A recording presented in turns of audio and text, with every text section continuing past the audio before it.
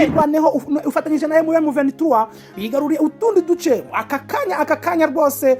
Umutwe wa Twirwaneho ukorana n'ihuriro rya M23 wagaragaye winjiye mu gace ka Kipupu gaherere muri groupement ya Bushakinje mu misozi ya territoire ya Bwenga mu ntara ya Kivu y'Amajyepfo. Aka gace karibarizwamo ibyicaro bya Sigiteri yatombwe. Amakuru atugeraho akakanya twabwiwe n'abaturage bavuga ko abarwanyi batwirwaneho bageze muri Kipupu kumanywa baturutse mu gace cya Kamikenge. Ibyabaye nyuma y'iminsi mike ingabo za leta, urumva ko n'indege ziri kunyura hejuru. Ibintu birakaze dore amasasu, dore imbunda, aho izi ngabo rwose za Twirwaneho zikomeze kwirwanaho zifatanya na M23 ifite imbunda ziremereye.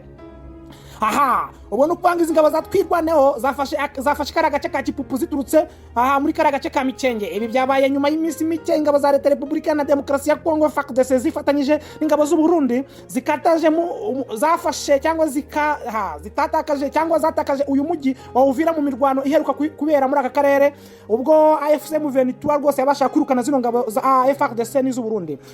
Umuturage umwe yabwiye Best Mind yavuze ko abaturage batunguye no kubona abo barwanyi bafite intwaro nyinshi binjiye muri Kipupu, bituma bamwe mu baturage bahitamo guhunga.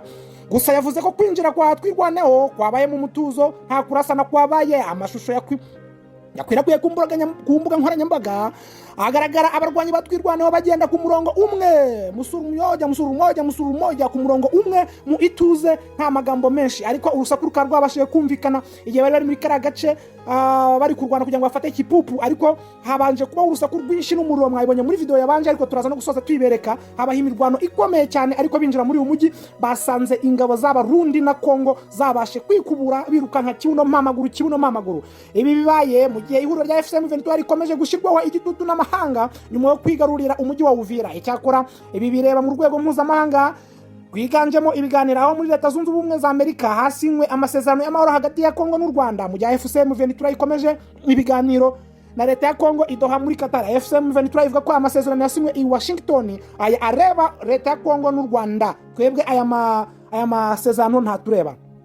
Umuvugizi wa M23 Lawrence Kanyuka yakomeje kuvuga ko hariya muri Kongo hakomeje kubera ubwicanyi bukomeye cyane bwibasiye abanyamurenge n'abantu bavuga ururimi rw'ikinyarwanda. Akomeza abwira amahanga yuko atakomeza kurebera kuko ubu turi kwirwanaho kuko ibintu bimeze nabi, ariko barangiza bagavuga ko ngo u Rwanda rudufasha. Ntago u Rwanda ruri kudufasha kuko tugize amahirwe twabona abadufasha, kuko ibintu birakaze, kuko tubonye abadufasha rwose bya bigaragara yuko turi kurwanira ukuri. Ubu turi kwirwanaho, ariko Abarundi bakomeje gusuka ingabo nyinshi ku mipaka kugira ngo babashe kuba bahungabanya umutekano w'u Rwanda, ariko nako w'u Rwanda na Kongo. Ariko nibakomeza gutya tuzabamishaho urufaya rw'umuriro. Ahangana nimukomeze murebe urusaku rw'amasasu akomeye cyane. Ikaze kuri Murindi Official yamaze guhinduka Best Mind. Nimukomeze muyirebe Best Mind kuko ni ikinyamakuru cyiza cyane.